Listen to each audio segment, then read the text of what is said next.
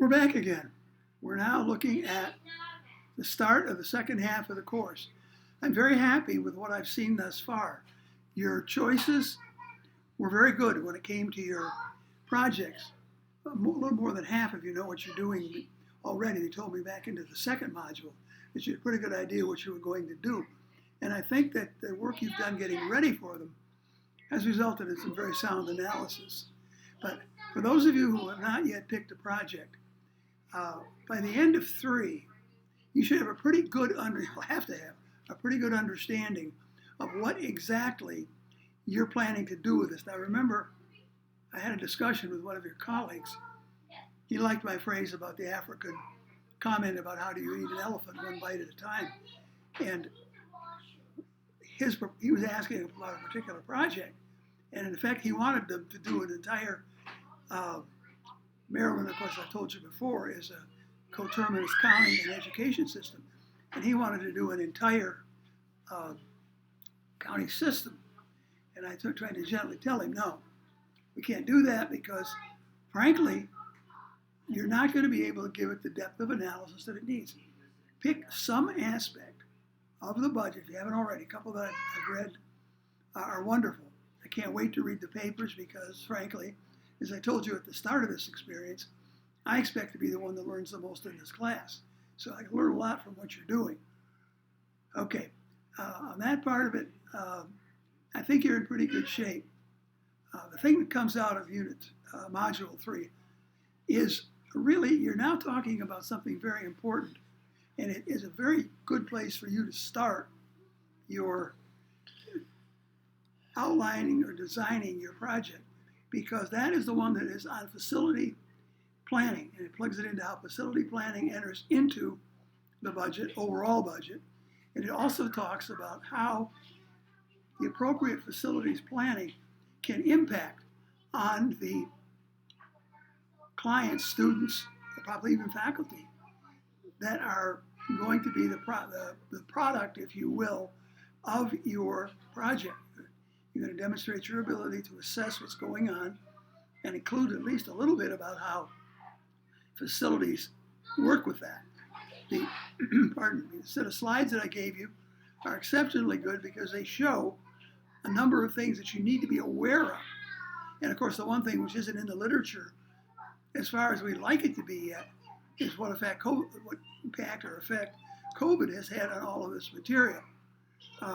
In terms of planning, according to your project, there's some useful stuff you can look at if you were using the K-12 book between pages 118 and 126. Now, in higher ed, you're going to have to take a little bit of a different tack on it.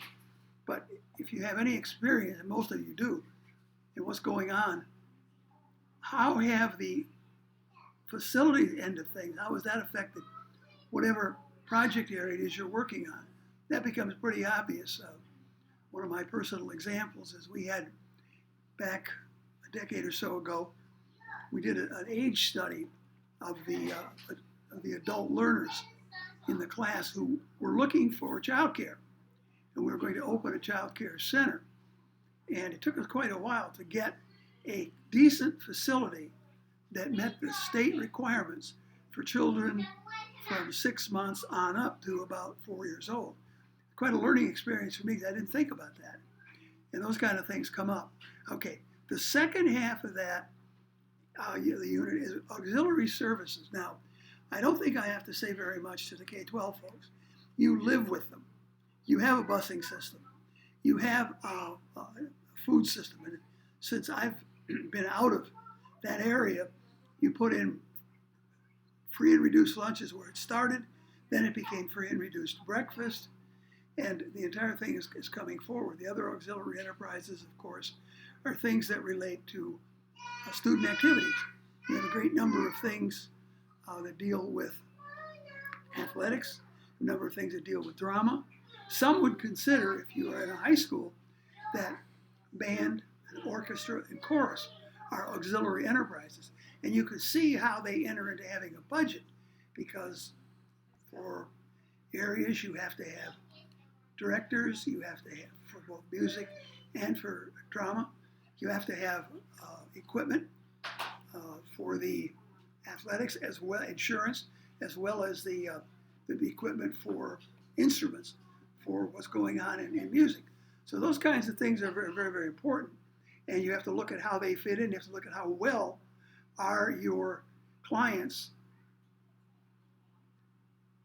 being given what they should come to expect. Okay, the other thing I want to step aside just for a second and talk about higher ed, another area that has continued to concern me both when I was a full-time employee as a chief academic officer at a community college for 20 plus years. But then again, during that time and since that time, I've been involved as a regional accreditor. And one of the things that always interests me is, what do you do if you have adult students coming at night? Is your child care center open? Do you have mass transit to your institution? The community college that I retired from drove me crazy because they would we started our evening classes around 6:15. And the buses would get you there in plenty of time. But the classes would go on till somewhere between 8:30 and 8:45. The last bus would come at 8 o'clock. Causes some difficulties, doesn't it?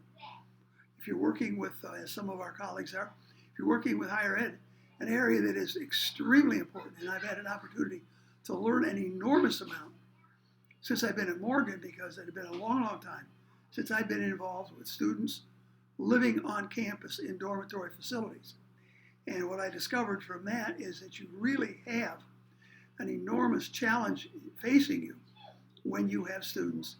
And if you have a very fine housing system, and by the way, Morgan has been recognized nationally for the quality of its undergraduate housing system. So I think what you see how critical auxiliary enterprises really can be. Okay, I can't absolutely speak unequivocally that you will use auxiliary in your project depending upon what you choose. But at least half of the projects I've heard about could at least make some reference to how auxiliary impacts what they're doing. And please keep in mind, one of the things that I'm excited about, and I never stop reading what students submit, but we've tried to recognize this is only a 4-week class. And so they've given you some length limits. And this, you can't put everything in as you might want to, but one project that I looked at this morning is exciting because it has potential. And those of you who are coming up on your dissertation, it has dissertation potential. So I think you're really now starting to get a handle on how budget and finance, more than just in a broad theoretical dimension, fit into what is being done in the project you're developing. Okay, that's Module 3. As always, call if you have questions.